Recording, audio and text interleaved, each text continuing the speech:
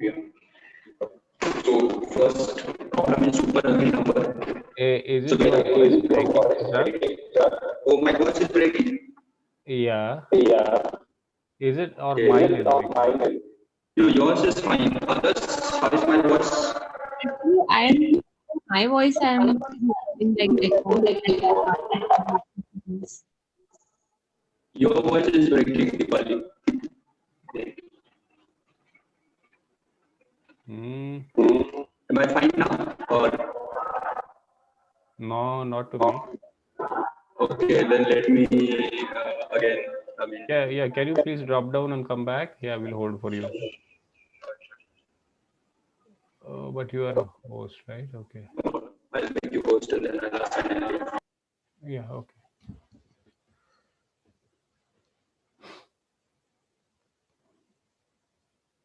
Hey guys, can you hear me? Or is my also voice breaking? No, yours is fine. Okay, thank you.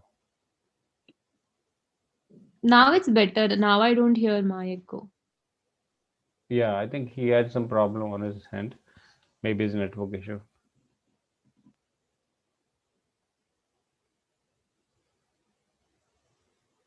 Yeah, he's back. Let me pause the recording, I think. Yeah. So, how is my voice? Yeah, it's good. Yeah. Okay. Then let's start. Yeah. So our first problem is like super ugly number. So we have to find nth ugly number, super ugly number, and they are defined as the positive numbers whose all prime factors are given in the prime list of size k. So, like these are the primes, and we have to get a multiple of it, what you can say, and find the 12th ugly number in this, right? Mm-hmm. I've taken base as 1. If you take then 1 into 2, 1 into 2, 1 into 7, this will be the 7. But if you take 2 cross 2, I mean, this we will have 2 into 2 will have 4. So these are the first minimum, and then 7 will come. Again 4 into 2, 8 will come. That's again a palindrome. And then 1 into 13, this, and so on and so forth. Till define, you will find 32 is the 12th prime number. Ugly number. Mm-hmm. Okay. Yeah. Yeah, so it's like generating all the possible numbers with its factors and then checking which is the minimum. Whichever is minimum, again we take that number and multiply with further, right? Uh-huh. Yeah. And like initially like 2, 7, 39 is there, 19 is there. Now if I take multiples of it, it will be 4. Now out of 2, 4, 7, the minimum will take is 4. Then 4 into 2, if I do, it will be 8. Now these are the possible candidates, 7, 8, and this, out of this 7 is the minimum. Then 7 factor, if we take 14, will be added to my list. So now 14 is not, now 8 will take, 8 into 2, 16 will also be there. But again, 13 is the minimum out of them. It keeps on going like this. Till the point you hit the 12th, what do you say? Yeah, till you find the 12th one, which is in the ascending order. Okay. So actually, the way we can do is whatever the prime numbers are, all these whatever are given to us as input, um, we can actually sort them, correct, and then start picking them one by one. Right, so we have 2, 7, 13, 19, then we sort. So 1 is always there as the first number, right? As a base, yeah. Yeah, and then we take 2. So when we take 2, actually, so if this is the number what we come out from the sorting list, okay, 2, 7, 13, 19. So then take that 2, and then because if you see you have another 4 after that, right? Yeah. Yeah, so it means that we are taking this 2 and then again multiplying this 2 with all these prime numbers again, something like that, right? Because you see 14 also 26, and then maybe 38 also something. So Yeah. initially these are the branches. Now again you multiply with 2, you will have further, right? 4, 8, 16. 32, then minimum 7 again. We'll keep on increasing till the point you get.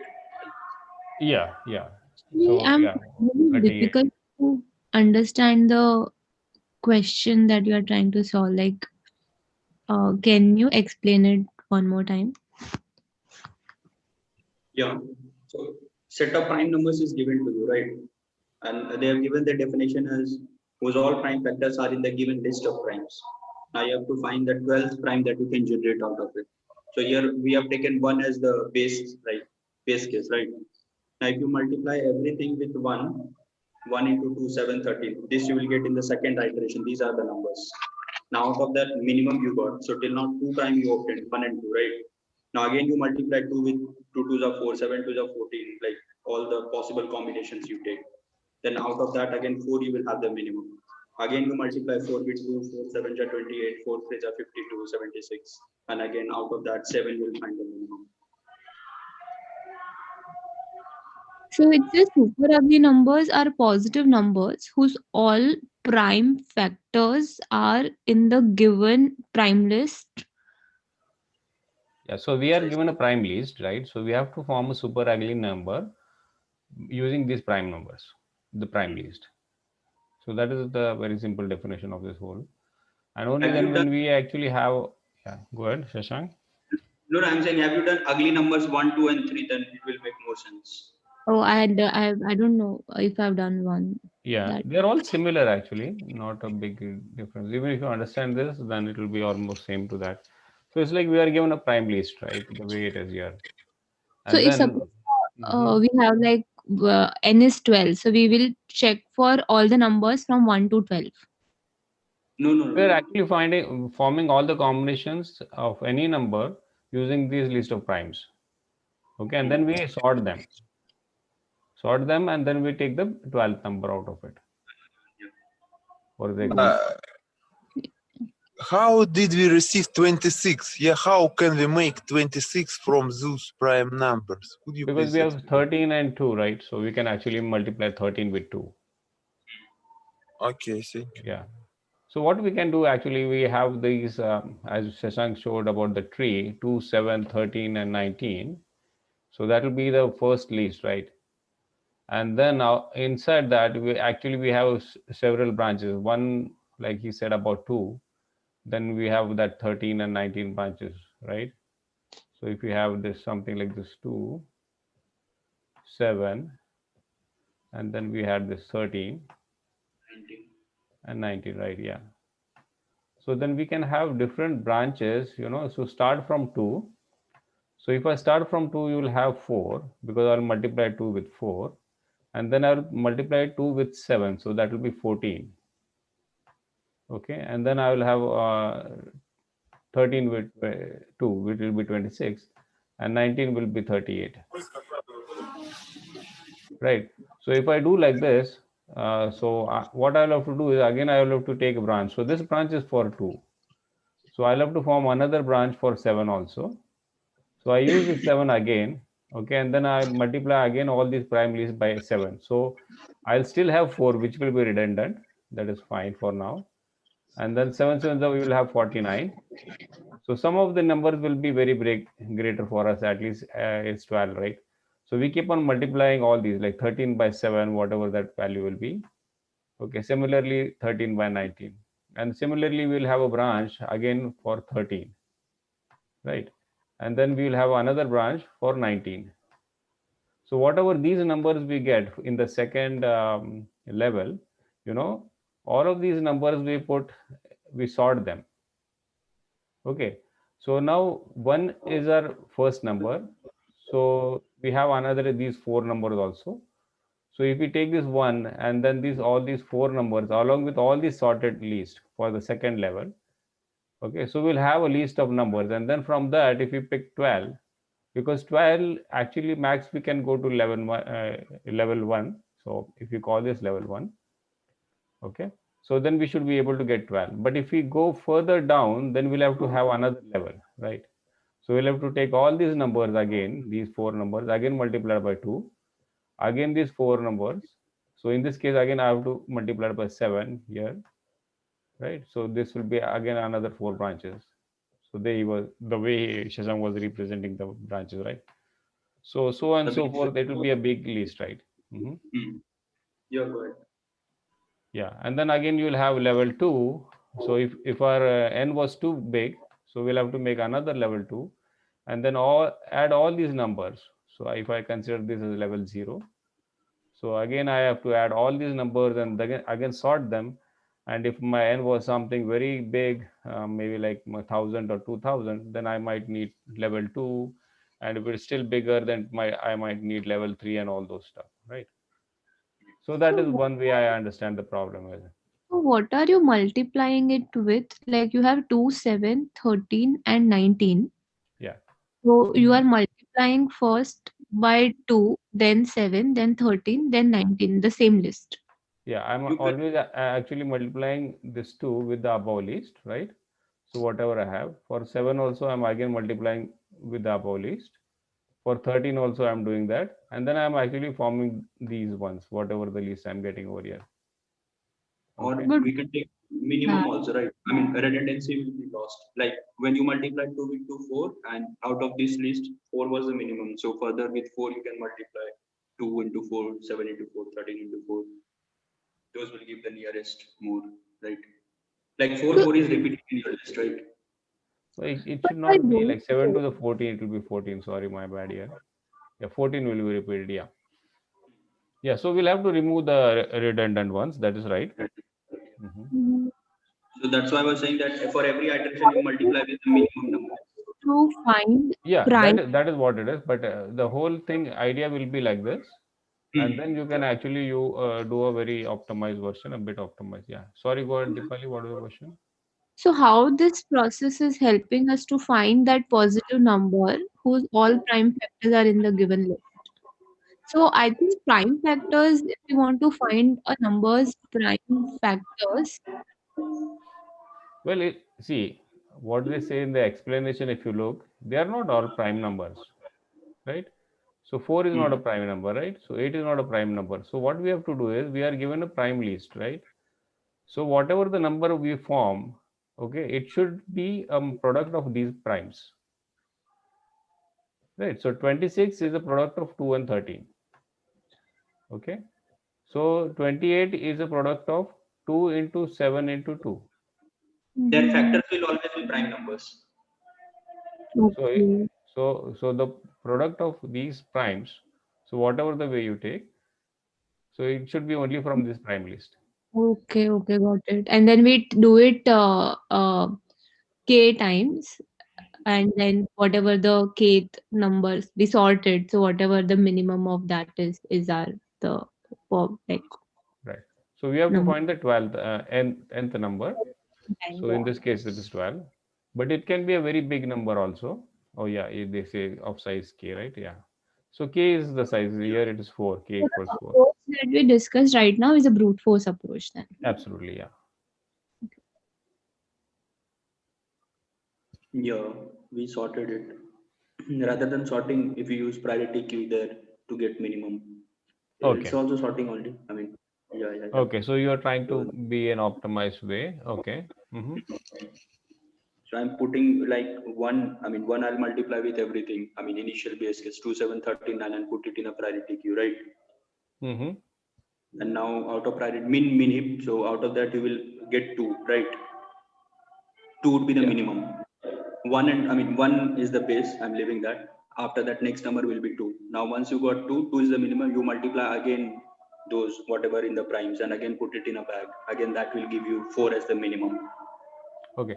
So you are saying that initially you will have a min heap, and first Yeah, you'll push all the prime numbers in the min heap, right? along with one. Yeah, You don't need to push one yeah, that's also true. Yeah, outside you because one is not a prime number.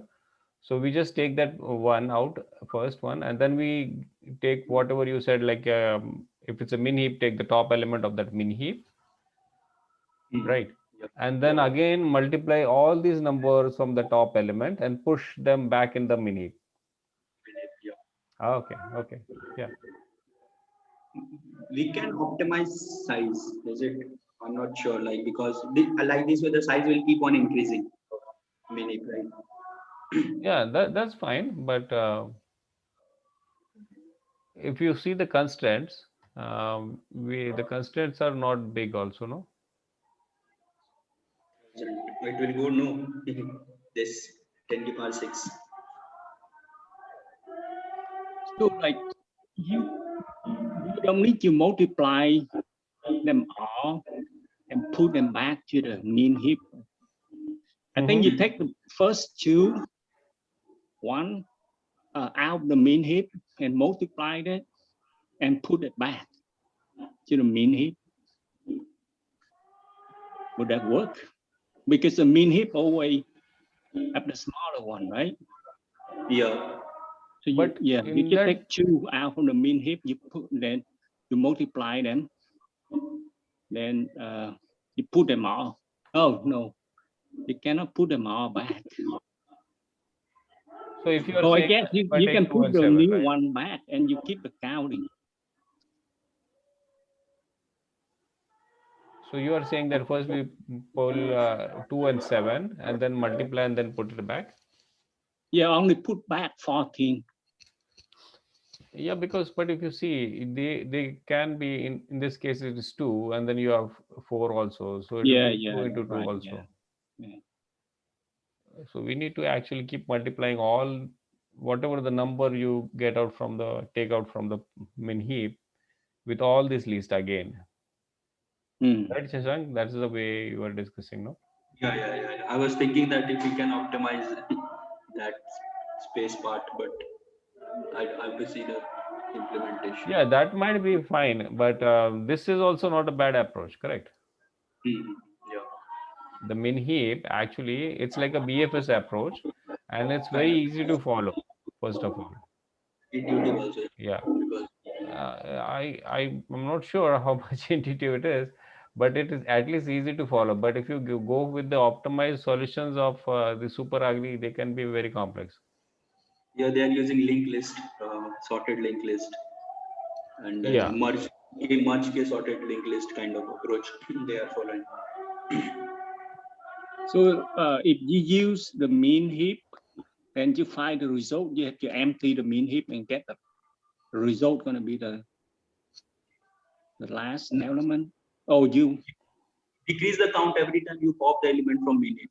The moment you n equal to 0, that means that element is the required desired one. Yeah, you oh, don't so- empty the min heap. You just take only a single element at a time. So the min heap size will keep on increasing, and that is a concern what Shashank had. Yeah. you cannot optimize the space. We can, but this is at least easy to understand. Then we can go the optimized version. Yeah, that's right. We'll have to optimize, sure. Yeah. Or So you can use four pointers. I mean, you can keep one pointer on this, and this, and every. But again, okay. So one question there. I'm not sure, like the stopping condition of inserting things in the heap. If you keep it as n equal to 12, right? The moment you see 12 numbers in the heap, you are going to stop. Is that right? Or? Yeah, if we get 12, then we just end it. We'll just return it.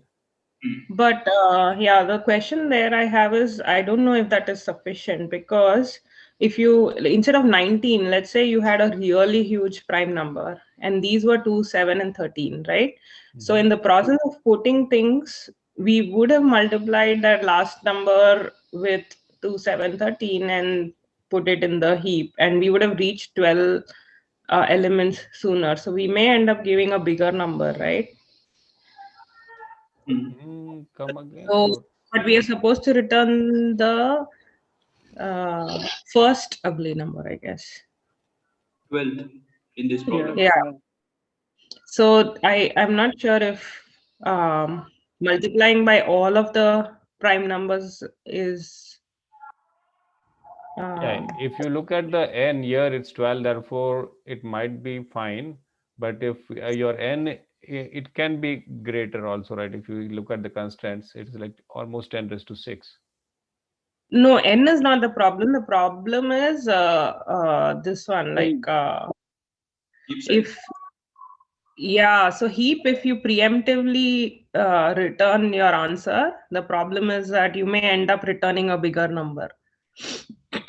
Yeah, so we cannot decide at any moment which number to multiply for the elements present in the heap.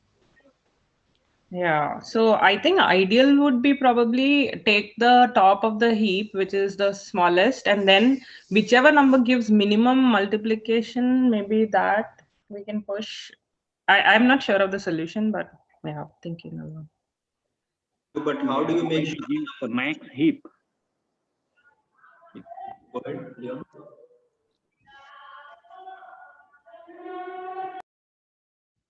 multiply them, put the max heap. The max Max heap, the heap? size limit is k. So imagine you start with the all by pushing all the elements of the prime vector in the priority queue or the min heap. Now the smallest element which will come is 2, so you will pop it out and that will be the ith prime at which we are popping.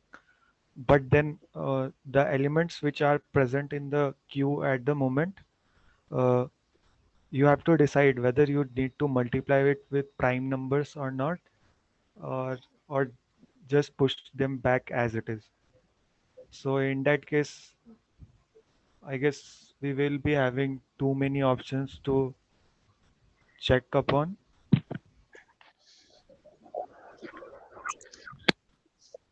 If you put more pointers, like what I was saying, like here T1, I mean, this is white color. It is like 2, 7, 13, 19, right? This I initially pushed into my heap. Now I multiplied with 2, everything. So what will be 4, 14, 13, 19. Rather than pushing everything, I'll push the minimum out of this. Like 4 I'll be pushing only, and 2 will be formed out. Again, next. 26, 38, right? Oh, sorry. Yeah, 26, 38. But anyways, we won't be pushing this. I mean, we'll get the minimum out of this and push 4. Now 4 you will get minimum out of here, right? Now, once I get 4, again you multiply these numbers with 4. It will be 8, 28, 52, and 76. And out of that, only 8 minimum is 8. 8 only I'll push it into my this and then check what is the minimum. So by that way, only one number I'm pushing at a time in my heap by maintaining the size of heap as 4. But I think later on, this 14 won't come, right? Pardon? Won't be able to get the 14 in this case if you see like that. Yeah. So because your 2 is There already will be gone. Yeah. duplication issues will arise in the priority queue itself. Like 7 into 2 will give 14, and again 2 into 7 was giving 14 at the second step itself. So there will be 2 14 at one instant in Yeah, the but priority then queue. we can always keep a track of what we are putting in the priority queue. So that will have to Yeah. do. Yeah, that is one. But there is an issue again, which is at each instant, whenever we are pulling out a value from priority queue or min heap, we are again multiplying it with all the prime numbers and then pushing it back. So the size of the heap will keep increasing since we Yep. cannot decide at any moment which elements to delete in the min heap. Yeah. Yeah, that is that. So that is the downside of it. But at least this is one approach, right? It's not Yeah, a brute force, but it's a good approach, and it is fairly acceptable in for this solution. Yeah, because I yeah. use If this the approach. constraints are small, then Yeah, this solution will also work. yeah, So it works instead of actually. Yeah, instead of I think keep track of like what we put inside the heap, we can like keep track of what we take out. So let's say we take out the mean one from the heap, and the next element is still the same value. Then we take it out again. So we allow duplicate in the heap, but when we take it out, we will discard it, because if it equal value, it always at the top of the heap, right? When we take it out. Yeah, either ways we'll have to keep a track of what we are putting in the queue or whatever we are using. Yeah, we'll have to have something like a visitor or something like that. Yeah. And one more approach was there, like I didn't get fully what they were doing, like 2, 7, 13, 19 is there, right? So they were creating a linked list of multiple of 2, 4, 8. Like first time will be 4, and they'll pick the minimum. Minimum will be what? Four, if they take 4, then if they multiply by 2, they will get 8. Now 8 and 7, 7 is the minimum. So they'll take 14, 28. And then 13 table maintain like this. So you got right, a linked list fashion. And then always use the K merge sorted list kind of to pick the minimum from something like that. Like I'm not fully sure about that, but Yeah. separate. So Yeah, the index one, right? Yeah.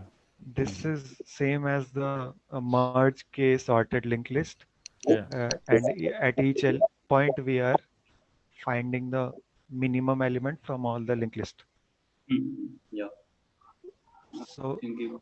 instead of using linked list here, we could just keep track of the previous Index system. multiple of each primes. I guess in the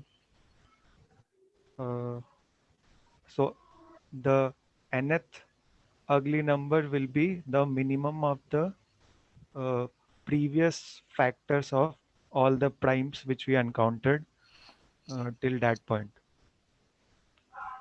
So imagine I have to calculate. So if there are only 2 and 7 present in the prime vector, then so the first element will be 1, second element will be 2, third element will be 7. Now when I come at 4, I have to see the minimum of the previous factors of 2 and 7. So the minimum of factors of 2 and 7 which I encountered was 2. So the fourth element will become 2, and so then I can find the I plus 1 value in the, so the I plus 1 ugly number using again the previous factor of all the prime numbers which I encountered till that point. Yes. So it is same like merge k sorted list, but here we are not using any extra linked list, but we are just keeping track of the previous multiple of that prime number itself. Yeah. Either you can do that, or you can also keep as a merge case sorted we were doing, right? So we were Yeah. keeping an index for, like, if we'll start index for 2, 7, 13, and 19, whatever the primes we are given. So whenever we actually, so whatever is the latest index or how much count we have used, so that much in index we will keep on increasing. So if we have used 2, so the index was like in the merge case of sorted list, actually we used to pull one number, right? And then we used to increase its counter, Next Index. year. right? So then again, whatever is remaining, you multiply them as you said, and then find whichever is the minimum, okay? And then update those particular list of those numbers. Yeah, so we can actually keep where we are, and absolutely it reduces all the space what we are using for min heap and all that stuff, and that becomes more efficient way of doing it. Space as well as time complexity will still remain the same, but space will reduce drastically. Only K size or something K plus 1 size will maintain in the heap. Like the also I have the code for the normal one. I think that also I have, but I don't know where it is. I'll check it. Okay, yeah, this one is that. So this is the priority queue one, right? Okay. Yeah. So in ugly number, I'm pushing one. I mean, base case as well. Now this is the priority queue where triplets I'm passing, right? For every primes, P in the primes, P, 0 and P. Prime number, 0th index, I mean, that is like, and then again the next prime. Right? Okay, yeah. So go ahead. So the way you are doing it. Yeah, no, as long as this is not equal to 0, so what you will say, the first number, first prime you will get out. 0, 0 means this, it will give you this. And that you will append to your ugly number. Now, if the first number is not equal to this, then you just pop out the minimum one. It will pop out from the heap one, from the heap array. I mean priority queue, right? Uh-huh. The 1th index we increase by 1. At the 0th index, we again multiply this with the factor of t of 2. I mean, this one, another prime, and then again push it back into this heap and decrease your n by 1. Yeah, so here if you Okay. see the line 9, they are keeping track of the duplicate elements. So if Duplicates. duplicates are found, they are popping it from the queue and then incrementing the count of that prime number and then pushing it back again. So at each moment, the size of the queue will remain the size of the prime vector. And so this is similar to the merge k sorted linked list, but at each point, since we are using a mini heap, we are getting the minimum value itself. Since the first value is the value which we need to get for each of the prime numbers. Yeah.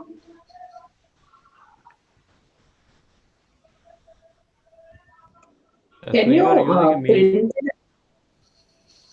efficient mini heap one. Sorry, I was asking if you can print at each point what is there in your priority queue. That would help visualize it. It's not And printing what it. you're multiplying with time. Wait, let me take a. It goes away. I don't know why. So, when you take out the first thing, you multiply it with the next ugly number. Is it? That part I didn't understand. So you take the topmost from the heap. Yeah. Okay. That means So we take the topmost element from the heap and first increase that index point, and then the topmost element will be multiplied with the prime number itself. So we are just incrementing the value by prime, which is line 12, I guess. yeah. With the next prime, I mean, t of 2 will give you this one, right? And we are multiplying whatever you got at t of 1 with this for the next, I mean, for the 0th prime at the 0th position of that, what do you say, the element that you extracted. So I didn't understand. So your three in your triplet, what do you have? The first one is prime. Prime. Second one is Index, I mean, how many like 0, 1, 2, like it will keep on till 12, right? Hmm. Again, next prime. Yeah. So The that index determines the last point in the ugly number list where the number itself was a multiple of that prime p. So the second element in the triplet determines that point. And what's the last P? That is the for prime. storing the prime number itself, which we can multiply after we do any operation. Otherwise, how Oh, so the can we first store P is prime not number? be prime. It will be a multiple in later use cases. Yeah, Okay, yeah, yeah, it maybe is a value. seeing what's there in the heap will give a better. If are you able to put a print statement or? So actually, sure. the first one, the 0th index, actually is the current ugly number, right? Yeah. EQ. We need it inside the loop as well, right? Print. Oh, sorry. Initially, these will be like all the force we are putting, like you got. Now, if I whatever multiplication of this I put, that index will take you to that index will show that. Okay.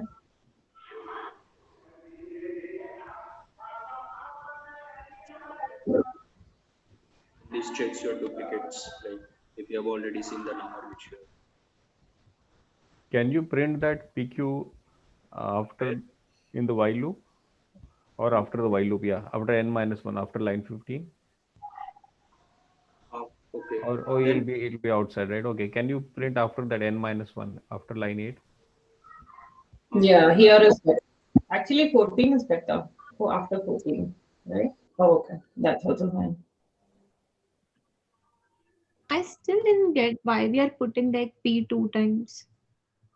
The first P is for the current number.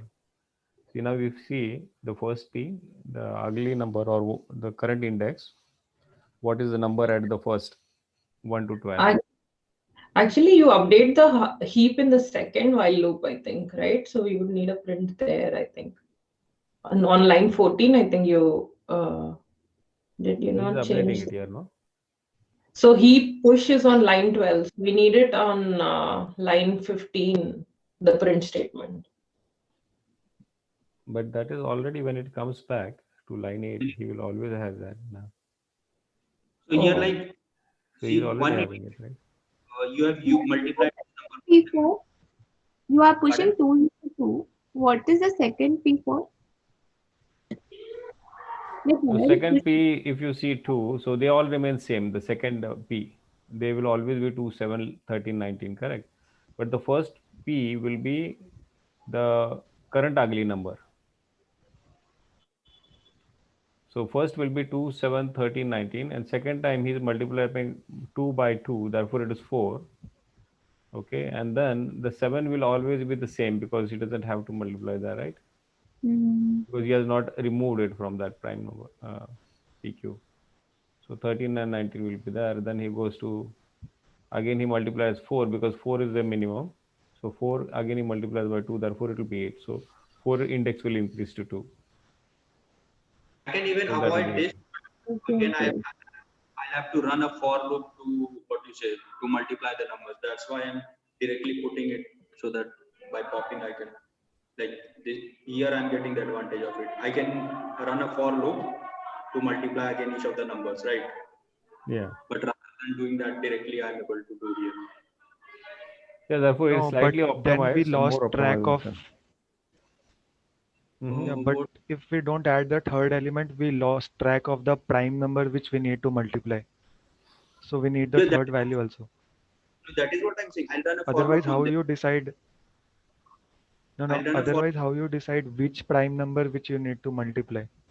So when you actually pop out in that case, the very basic version of this implementation, you push first of all these 4 elements, right? Exactly the way he's doing, and then you pop the minimum element from that min heap, right? And then use that to multiply again all those 4 in the primes list, and then again push back in the queue. So every time, so the queue size is going to increase, the PQ size. But this is the more optimized version, no? So every time you pop the element, uh, you you increase your index. So T1, T1 by 1. For that, let's say initially 2 was there, 202. You multiply 2 with 2. So one time you have used. So that index is marked as 1 there. So it's the least, right? The merge sort least. So Right, yeah. if he's pulling any number from that merge sort least, so you need to keep on incrementing that least pointer, correct? So that is what he's trying to do there. That is what the second index in the triplet represent. Yeah. And you're multiplying T1 by T2. Yeah, because with the same number you have to multiply what Abhishek was saying. I thought it will work, but it won't. Yeah, that's true. Like, how will I know that which number I have to multiply? Because 2 has to be multiplied with 2 and 7 with 7 itself, right? That's why Yeah. we are going with. So see what you do when you are multiplying. So whatever the number you are popping out, so that will be the minimum number from the heap, right? So that number you should take and multiply with that particular list what you are getting out from. So in this case 2, 7, 13, 19. So first will be 2. So you will always come multiply with 2 in that case, first one, right? So when you multiply 4, you push that. So you know that you have taken a number from the 2's list. So imagine that these are all least 2, 7, 13 and 19. So again, that 2 should be multiplied in that list only, right? I mean, you shouldn't multiply 7 with that. It can be, right? Because if you pull some element, which is, if you have already argued this 2, 4, then now the next lowest element will be 7. So now you are coming to the 7th list, right? The list of that which starts with the 7. So 7, if you pop out at that time, so even if you multiply 2, so but you are still incrementing 1 in that 7th list right now. But then I can avoid it, right? I use this for loop only to no. I don't think so.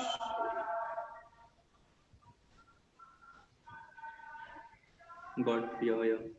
So whichever list you are. Can you just scroll up? Yeah, just we can look at this. Yeah, the one what you have printed out. Yeah, so this one. See, now you have in the very first row, you just have 2, 7, 13, and 19. So these are in your PQ, correct? So when you pop out, you're going to pop out 2, right? So now if you look at the second row, what you have done is you have taken 2, which is the minimum, and you were in from which list you have taken out from the 2's list. So therefore, when you multiply 2 with 2, therefore it becomes 4, and then you increment the index 1. And so what where you are doing in the 2's list, which is 4, 1, 2. So your 2 is actually that list, 2 list, right? Hey, Santosh, just a question here. So I'm just trying to map this second what you are saying 412 to the code. So when we pop from the heap, it's 2, the first Yeah, heap. so we pop this one, right? Then So we therefore, increment this 0 by 1.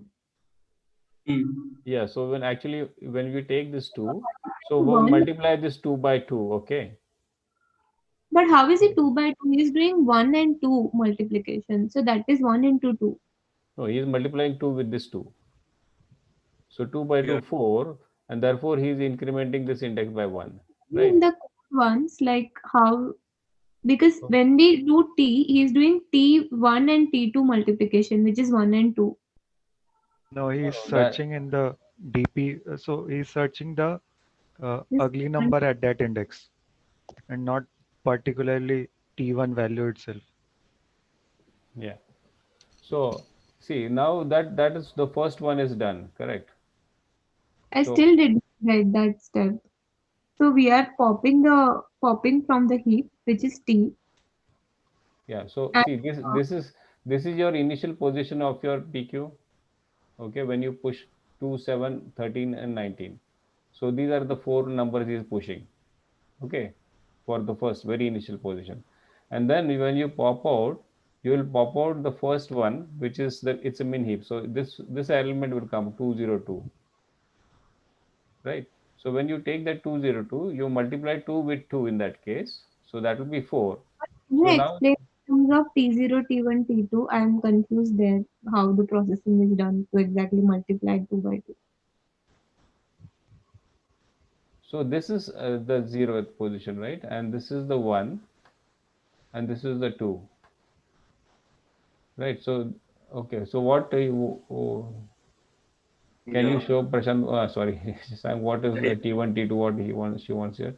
Okay, so see, one is the same index what I'm talking about, right? So 0th index, 1 index, and the 2 index, right? Correct.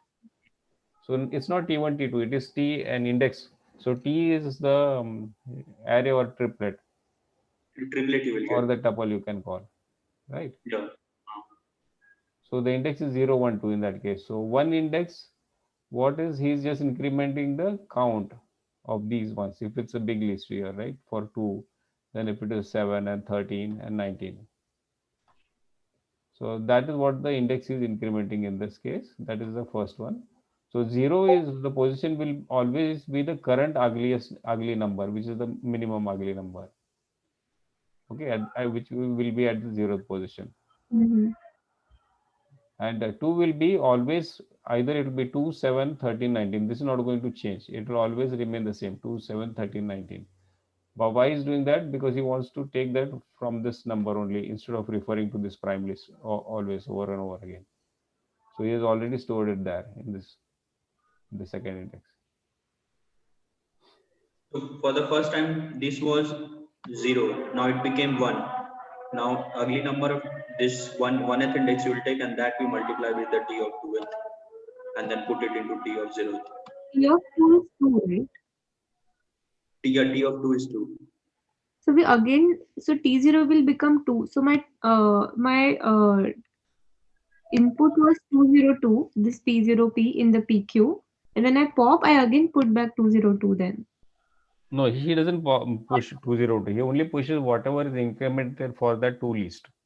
So in that case, it will be 412 because he has updated the first element, which is the 0th element here, this one, right? He multiplies that, right? So he multiplies. This will always be 2 in that first pop, and this 1 will be 0. This, so 0 in the sense if you go for T0, so what it's that index, right? And he has incremented that over here. So okay, that is not going to be 0 in this case, so it will be 1. And what is T2? 2, right? Yeah, it should be 2, right? 1 into 2 is 2, which is becoming 2 T0 now. Yeah, Sorry, what was that? So I think the T2, he could have just used the outside ugly number, I mean the given array also, right? Yeah, that would have. So there is nothing special about T2 if that's confusing, right? Yeah. So basically he could have referred to the prime list for sure, but that is one thing. Okay, so also the initial one you could pick up from there, but now T1 you have to add 1, and therefore, or else it will be 0, no, in this case. Yeah. So therefore you are adding it 1. Yeah. Okay, that might be a small optimization, but that's fine. Yeah. But this is not correct code, right? Yeah. Looks Why like. it's not correct? It's working also, right? It's working. Yeah, let me see. No, the code will work. Yeah. So Actually, I didn't understand the reason correct. Now Okay, you will this have to remove that memory limit. Yeah, printing. Go ahead. Yeah, so the reason it prints so it gives the right answer is because at each step for a given prime number, we are finding a successive value in the previous ugly numbers, which I can multiply to get a smallest number. So, But he's taking all the 4 numbers. Yeah, but you need all the 4, no? Because see, if you just print that statement again, and if Can you you go draw down the list, okay, Can if you you go So down, yeah, the problem I'm having is in the 2, 7, 13, 19 example, if 19 was an extremely big prime number, that you by the time you don't even need to multiply that extremely big prime number, the remaining 3 combinations itself will end up giving you the 12th number. for 12 But is fine, but if the number is n is bigger, no, so in that case you will need all the numbers. Now, if you see, look at here, see, in this first one, 2 was 2, 7, 13, 19, right? So if you look here in this one column, 7 came ahead of 2, right? So then 13 and 19. And here again 2 came. Now 13 has come for this level, right? So 13 has come. So 13, 7, if you look at it. So 13 has come ahead, 7 has gone down, and 2 has gone to the extreme end now, right?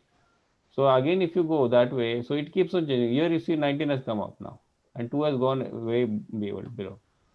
So you need all of these numbers. actually, I just noticed your priority queue always has only 4 elements, is it? Yeah.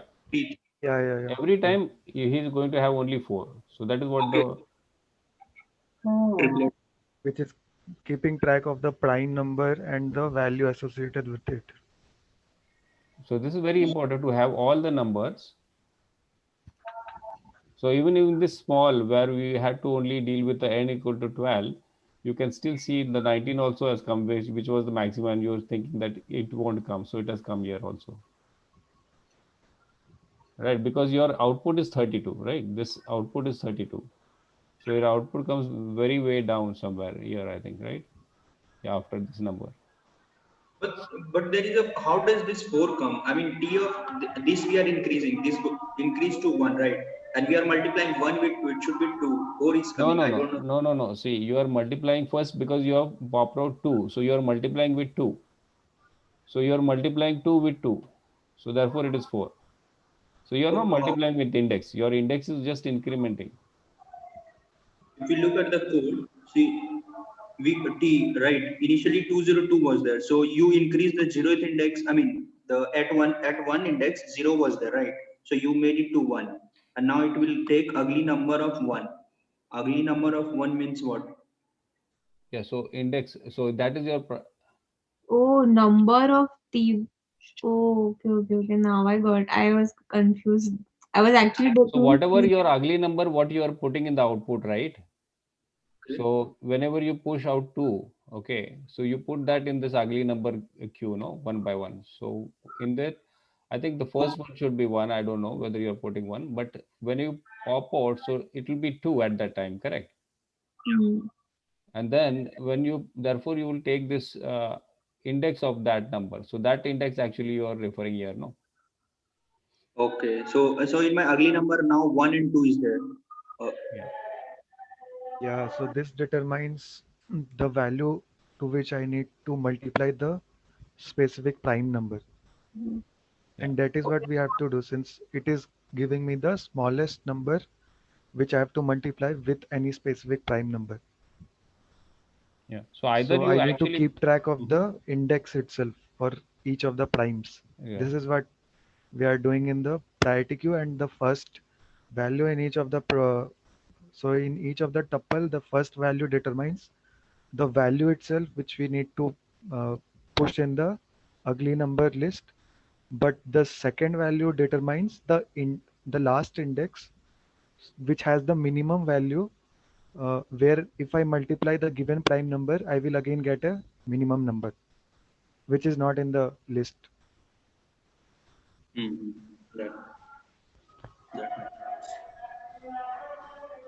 Yeah, so this is because very optimized version, and therefore you started looking at it, then therefore these confusions will arise. So if you slightly look Yeah, at I the think basic approach, yeah, then you will come to know yeah, all this stuff.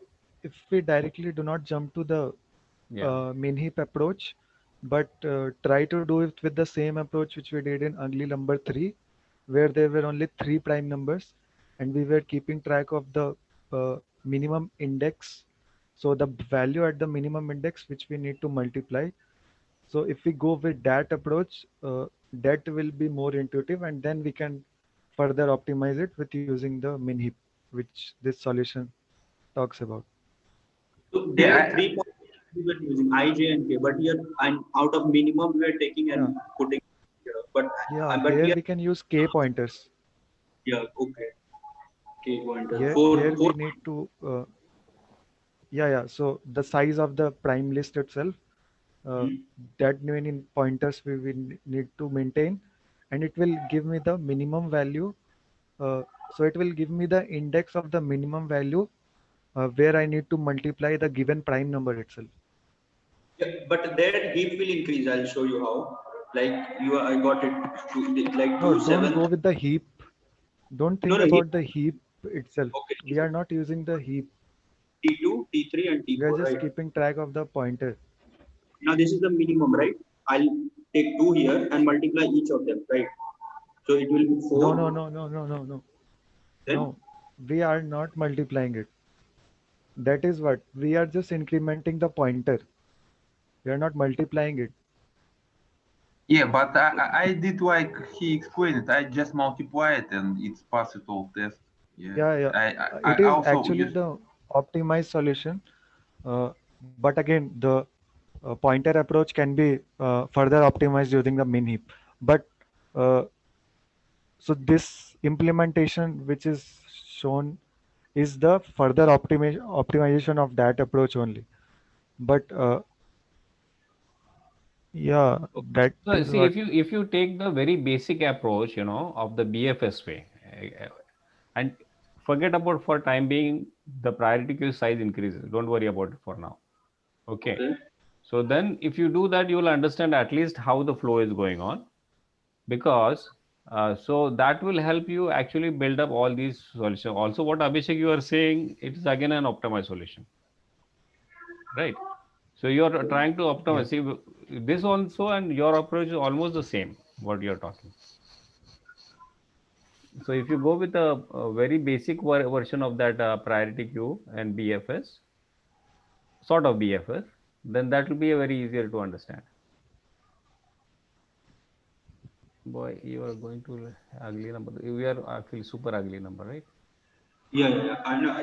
It Yeah, was so like in ugly number 3, it was three numbers, three prime And numbers, which is the 2, 3, scope is 5. different actually. Yeah. And yeah, but the idea will remain same even in ugly number 3, where we were maintaining 3 pointers, and each of the pointer was determining the index at which the minimum element exists for the given prime number itself.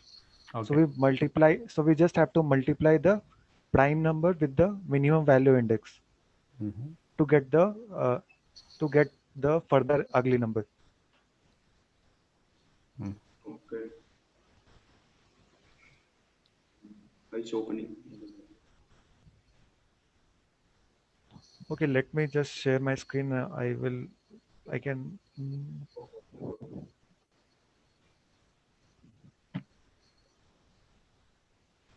Yeah.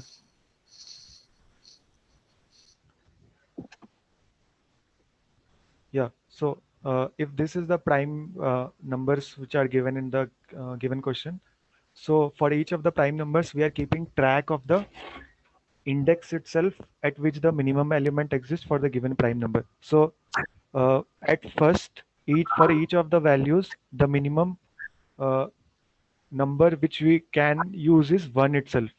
So since it is mentioned that 1 is a super ugly number for any given prime. So let's assume that 1 is okay. So this one is the value. So 1 is the minimum value which we have to use for each of the primes. So we always start with 1 in the given vector or the answer vector, and then for each of the iterations we simply compute this prime of x into uh, okay, I have written this as dp. Okay, so dp of index of the current prime for all the primes in the given prime list. So if I have already pushed 1 in the given list, now to determine the second element, what I will do is I will multiply 2 with the value at the given index in the dp vector itself. So at this point, it will give me 2 into 1, which is 2. Uh, at this point, it will give me 7 into 1, which is 7. Similarly, for each of the index, here it will give me 13, and here it will give me 19. And I will take the minimum at each of the steps. So I found 2 is the minimum, so I will push 2 here, and the value which I take at any corresponding index, I'll just increment the index value. So since I took the value from 2, I will increment my index value of 2, which is 2 itself. And again, the value at 2 will be 2 here. Now, when I go with the third iteration, I will do the same thing, which is I multiply the value. So I multiply all the primes with the corresponding value at the index. So here it will be 2 into 2, which is 4. And after I add 4 or 5 elements, you will see why this solution will always work. So 7 into 1 will be 7, 13 into 1 will be 13 again, and 19 into. So here the minimum value will be 4. I push 4 again. And since I took 4 from the prime value 2, so I will increment the index value. And the value at the index 3 was 4. Now, when Yeah. I come for the value 4, so when I come for the value 4, again, I need to calculate the same thing. So it will give me 2 into 4 equal to 8. 7 into 1 is 7, 13, and 19. Here we can see Okay, that 7 is the minimum element. So I'll push Abhishek, 7 here. one doubt, Yeah. like even for calculating the minimum, how do you calculate minimum? You use heap or something. How do you take minimum from these four? No, I just iterate and find Yeah. the minimum value. That is also better because instead of using a heap, because it's a small Now, number, no? yeah, so Like, when I pushed 7 here, uh, so since I use this 7 value from the prime list, I'll okay, increment the index value here. So which gives me 2, and the corresponding value at 2 was 2 here. So the value at index 2 is 2. So this is why uh, there we were doing is we were multiplying 7 with 7 itself. But here we are finding the minimum value valued index which I need to multiply for a given prime number. Okay, so you will take 2 and multiply again. 2 to the 4, 7 to the 14, 13 to the 26, and 19 to the 38. Now, how will you take minimum out of those 4? So he's To push iterating No, always. Yeah. yeah, I Equal to 4. iterate and take the minimum value for each of the steps. Well, But okay, Abhishek, one thing in this case, when you say yeah, for index 2, so you'll always run yeah, for index 7 also. For the 7th list, you'll always start from 1, 2, 3, 4. That's the way you will keep on incrementing, right? So this index also here, even if you say it is 2, right? yeah, So that value yeah, 2, actually this index will still be 1, 2, 3, 4. You'll keep on incrementing that way, and only the value what you are getting here, you are just referring to based on the index what you are taking, correct?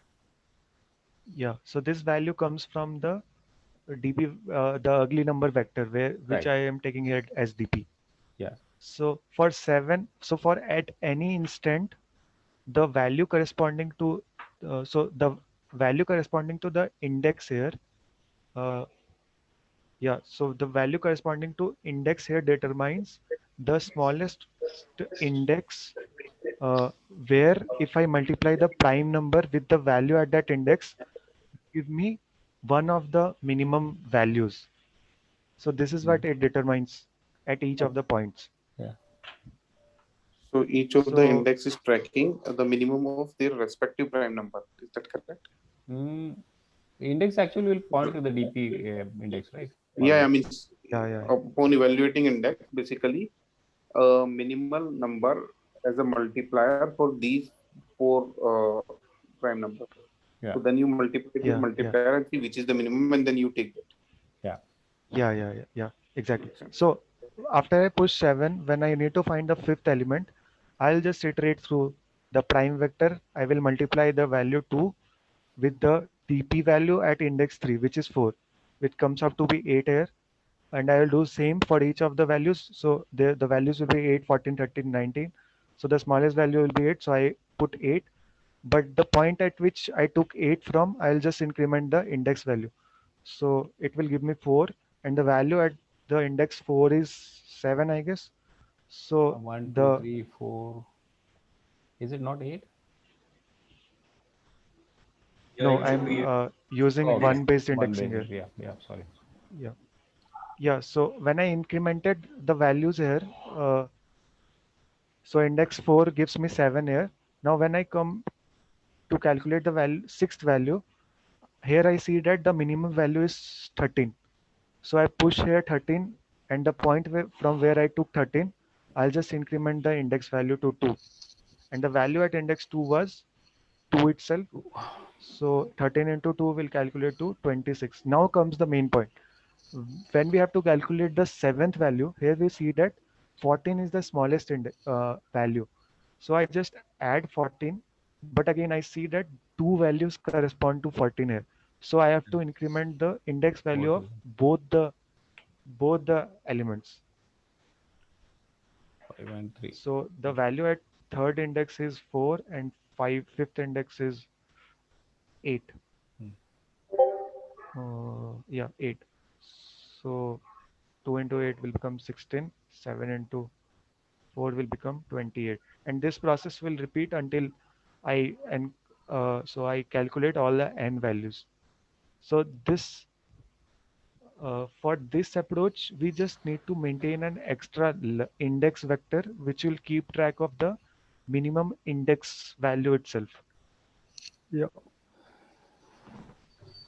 Now, so for each of the nth value, we need to iterate through all the primes and then calculate the minimum value. So this is why to calculate the minimum value, I need to iterate through all the primes, and the length of the prime vector is k as mentioned. So the complexity will be n cross k here. But again, to get the minimum value of all the k primes, what I can do is I can use here a priority queue or min heap itself. So min heap will give me the minimum value in constant time, but the order, since we are pushing values in the min heap at first only, so it will add a extra log of k vector. So the uh, code which Shashank was showing was giving the complexity as n log k, which is a further optimization of this This one, approach yeah. only, where we were storing the index. The first we were storing this value, which is the value, then the index and the prime number. So this is what we were storing in that approach. But if we go with the simple vector and then calculating the minimum values, here we just need to maintain the index vector itself, which will give track of the minimum valued index, for which I need to multiply the given prime number to generate one of the minimum numbers, which can be a candidate of nth ugly number.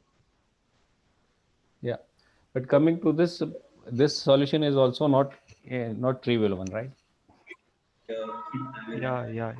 Yeah. But the approach which we are using here is similar to the ugly number 3, where there were only 2, 3, 5 prime numbers, and we were using 3 pointers A, B, C, and whenever we see that the current value is so the current value is minimum, we just increment either of the 3 pointers, whichever value corresponded to the given ith ugly number. So the same approach is used even here. Yeah, the pattern works actually. Yeah. Question Yeah. I have is like so in heap priority queue, you will store the value in prime number and the index also, right? Yeah, so this tuple we have to store in the priority queue. So this value correspond to this value, index correspond to the index list itself. But here we are not using a list. We just need to store the corresponding value itself in the index, and the prime number is the prime number itself. But why you want to store the prime number? Like Because you can whenever store, I you can. Thing is, you can directly store. You can just pass the prime number, and you can write a comparator which use index and index to calculate value and sort on that, like compare on that. So he's actually sorting based on the value always, right? Yes. But what I'm saying is that means computing that value is not a very complicated task, so we can delegate that to the comparator, which are passing priority queue. But we don't need to do anything with these index and prime because they otherwise will be this will be independent. constant time. Yeah, it will be constant time operation if I add the prime number, since I just have to multiply prime number with the value at the given index in the DP vector, which will get updated at the value, and I will again push it in the min heap. So I don't have to do any extra operation. I just have to pull the value out of the min heap. I just need to multiply this to increment the index and update the value and push it back in the priority queue. Makes sense. One more question, like when we are polling from the priority queue, we have to do it in a while loop till the value is equal to minimum value, right? Yeah. So there was a case where 214 had been there for 2 and 7. So we need to also take care the duplicate values in the priority queue.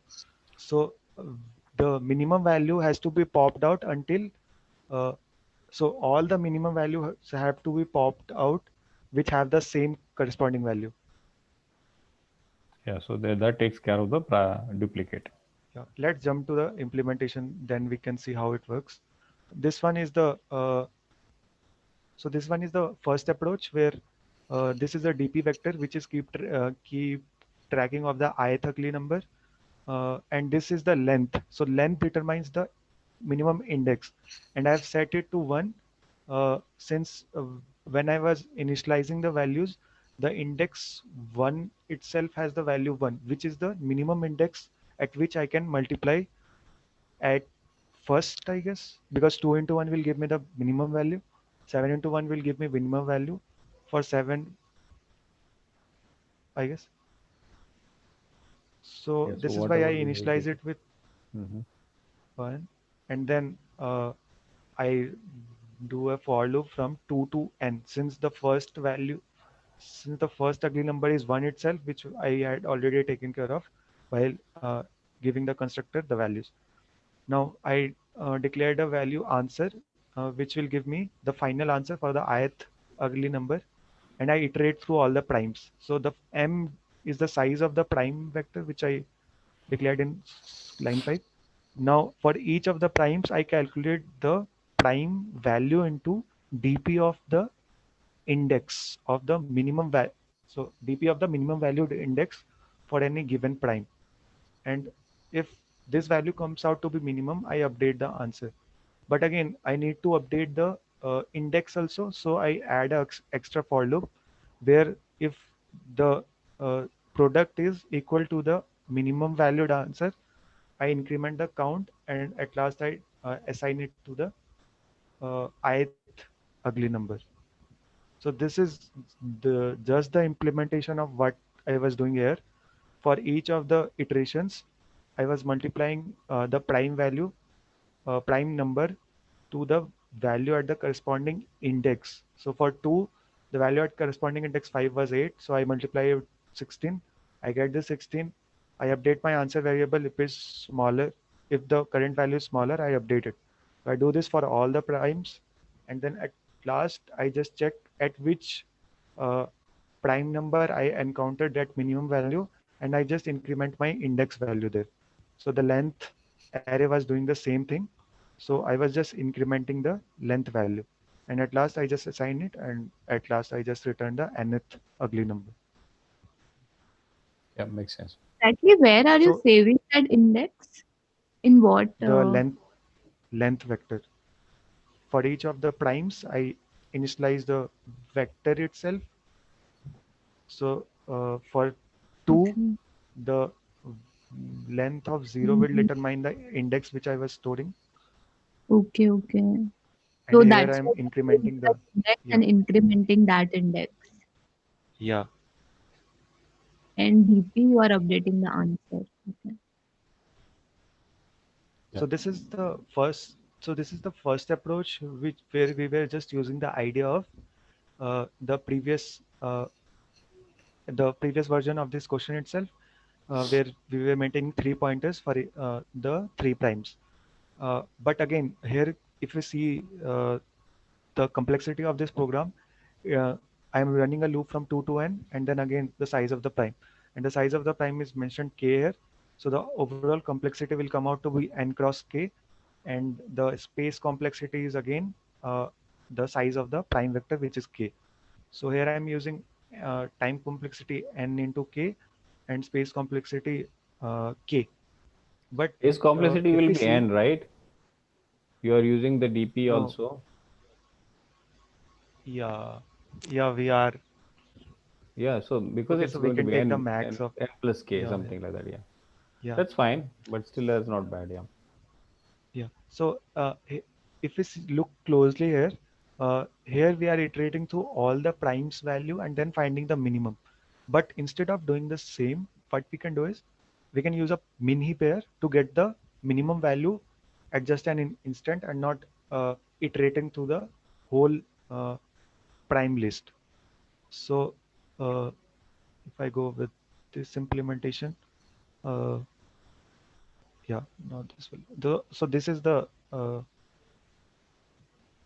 so here I've initialized the min heap. So this is the standard uh, template of the min heap in C++, and here I've used pair of int. So it is same like a tuple, but since I have to sort it by the value itself, so the first value correspond to the value which I need to push in the DP vector, which is here, and then the second value will be the index, and the third value will be prime value itself. Okay, so I've interchanged it here. The second value is the prime, and the third value is the index itself. Now, first I push all the values in the priority queue, and then again initialize the ugly number vector with 1. So the first, so this is same like I am initializing the index with 1 and pushing all the values in the uh, minip. And these So this values is will be this was calculated this is the correspondingly. same what you Shashank Yeah, displayed that, right? yeah. It's the same So, implementation. Okay. uh, yeah, so the top value will correspond to the minimum value, and then I keep popping out the element if it is same like the first value. Since the case where 14 came twice, I need to make sure that both the index get incremented. So this is why this while loop corresponds to duplicate elements in the priority queue if it is the minimum. So if you look at this closely, the prime number is the second value, the first of the second value, and the index is the second of the second. So first I update the value itself, and then the prime number as it is, and I increment the index, and I push it back. So this is what I mean, the approach is. But Mm. the thing which we are one doing here question. is, Are you yeah, initializing your priority queue? the prime number itself. With index 1. Yeah, with index 1. One question I have: if the DPI, that is the nth ugly number, is the LCM of all the prime numbers, in that case, what will happen is multiple of LCM of all the prime numbers. In that case, what will happen is uh, the DPI I would need be to the minimum pull back. value, Yeah, and you will so I empty need to the pull whole back list. all the elements. Yeah. But you don't have a check for that, like is queue empty or not, running this while loop. Hey, Dave, what was your question? LCM, what was that? Yeah, so So what my he's question is, mentioning is, yeah, 2, 3, 5, let's say 2, 3, Uh-huh. 5. So 2 into 3, 6, 6 into 5, 30. So if means like a 30 or multiples of 30 are there, like 60 at the when we are deciding which is the smallest ugly number, and each of them comes with a 60, right? Hello. Okay. yeah. So So in that what case, he's what will mentioning happen is is this while loop will empty the queue, and we don't have any condition to check whether the queue is empty or not. So it will fail. no, but whenever I am pulling some values from the queue, I am pushing it back again. So this is why the size of the queue will always be the size I of think the it will be prime. 4. Yeah, it should be 4 in this case. Yeah. Okay, makes So sense. I didn't saw yeah, that. yeah. So at each point, I need the prime values itself. So I cannot delete any values in the priority queue. That is the main point.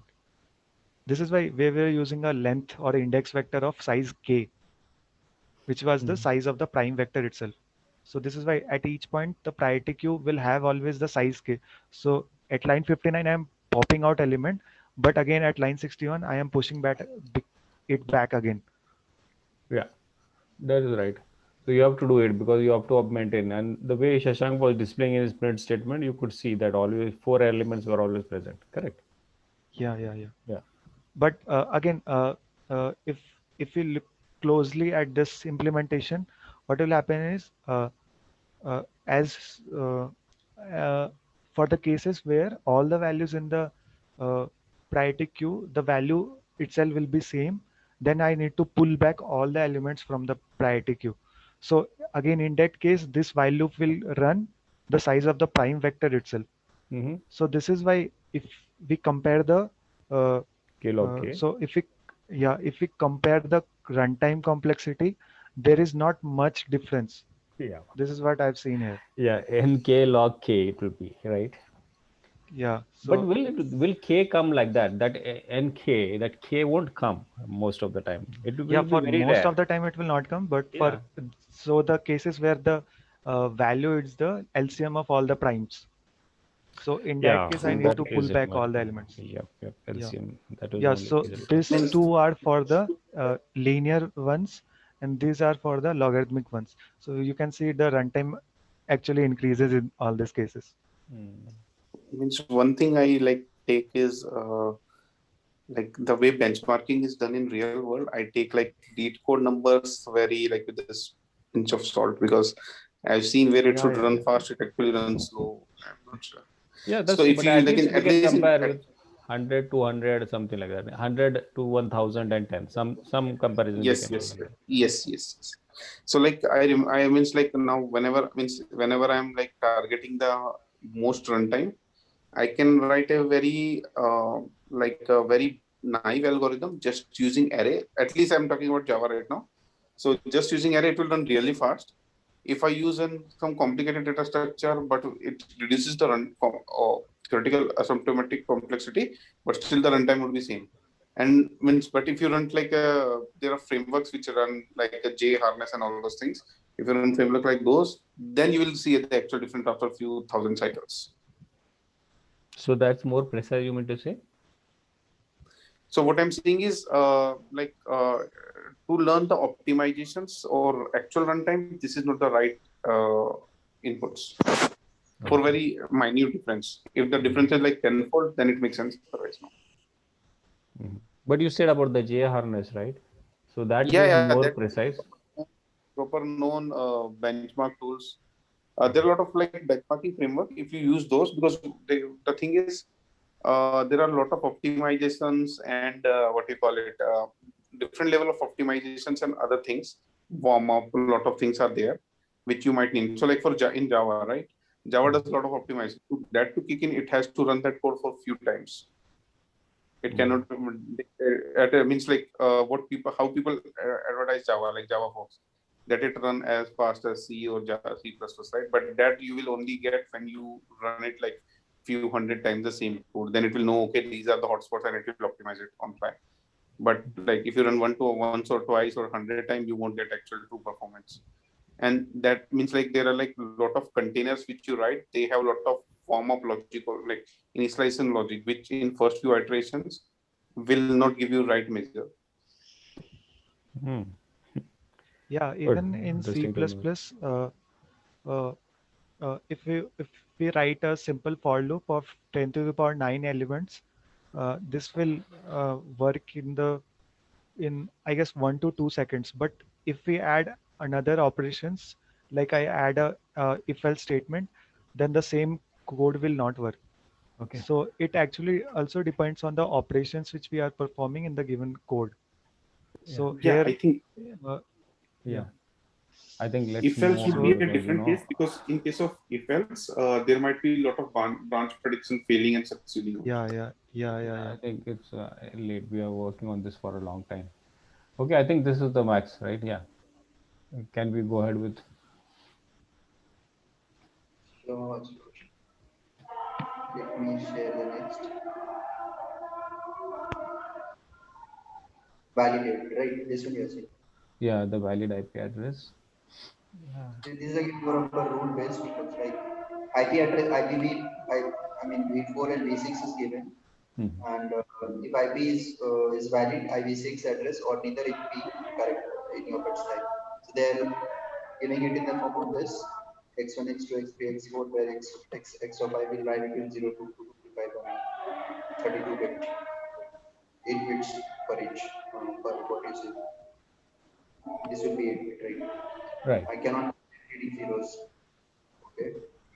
And these are a valid IP address, while this is not because it's containing the leading zeros. Should have only single. It should not have. Oh, yeah, it can have single zero. Yeah. Here at the rate Yeah, that's a special character. and length should be at least 4 hexadecimal digits from E to F and uppercase is from capital A to capital F and Yeah. leading zero. So Allow we have zero. to say whether it is IP4 or 6. Mhm.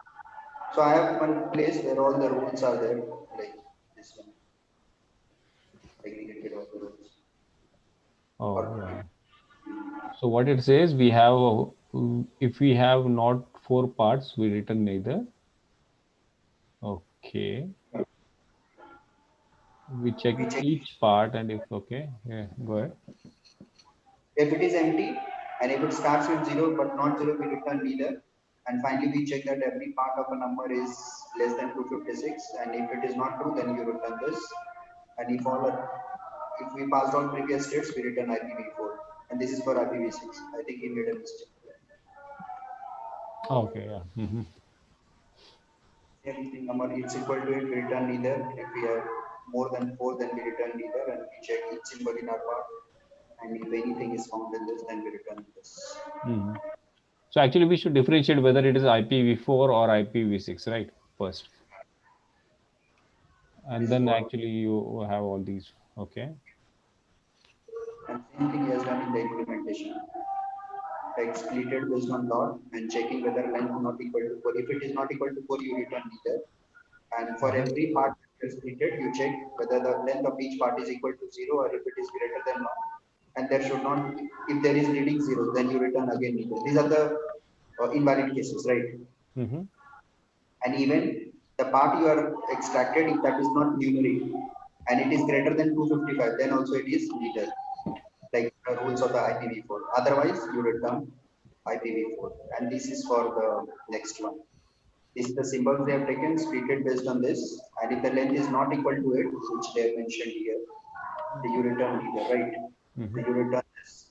And if it is 0 or greater than 4, in that case also. So all the invalid cases I am segregating, right? Right. So first you look for those validations and then you return by rejection, right? So if it is passes all that, then you return IPv6. Yeah. That makes sense. What else you can do in this case, in this such problem, right? Yeah. Before solving this, just do this part. What all things. Yeah, then we go next. No questions. I don't think so. Any question should be there. Yeah, because this is a Instead straightforward of implementation, right?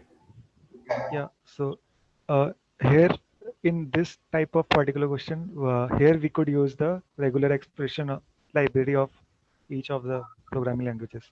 Since so if the length of the string is constant, so the regular expression, so the regex library always gives the constant time operations. Otherwise, if you see the part dot is numeric, so it will check all the values in the part value in the splitted list. But if you just use here a regex value, what it will do is it will compute the operation in constant time. But is numeric will keep iterating through each of the characters in the given string and then give me a boolean true or false. Yeah, so instead of that, you could actually directly go and look for the character itself, right? So don't have to do is numeric also. But regex you shouldn't use in interview and all, I think. Yeah, because regex will have his own things because the interview will come with its own questions and answers. Then we'll have to and be prepared for regex again. In that case, it might be or it might not work. Yeah, but it is always better. One question I have regarding regex is like most of the language where they implemented, though it claimed the average complexity runtime maybe ON, but worst case is not that great actually. I guess the size of the string which we need to check is used in the calculation of the complexity. So here we have a constant string itself to compare using the regex function. So this is why it will give me a constant time complexity. I think it is mentioned in the. Can you share some resources for that? I want to learn I think if you see the solution, the first approach they have used regex there, and there they have mentioned that in the solutions. Yeah. And there they have mentioned that the time complexity is constant because the pattern to match is a constant itself. Oh, okay. Yeah, the regex one. Okay. We'll check it. Shall we move to next? I think we are getting too late, right? Yeah, I think so. But regex is talking about the Java implementation, huh? Abhishek. Yeah. So. Yeah. No issues. But the main intent will remain same for each of the languages. I am not sure how it's implemented in. Okay, let's take that later. No issues. So we have to return the number of permutations from 1 to n so that the prime numbers are at prime indices. And the answer can be large, so just take a mod of it. Like this one, right? Is a valid permutation at the prime index. What do you say?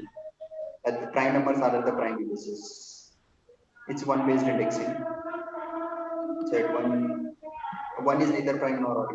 So if you see two is at 2, then 3 is a prime, 5 is at that place, 4 is a prime number. No?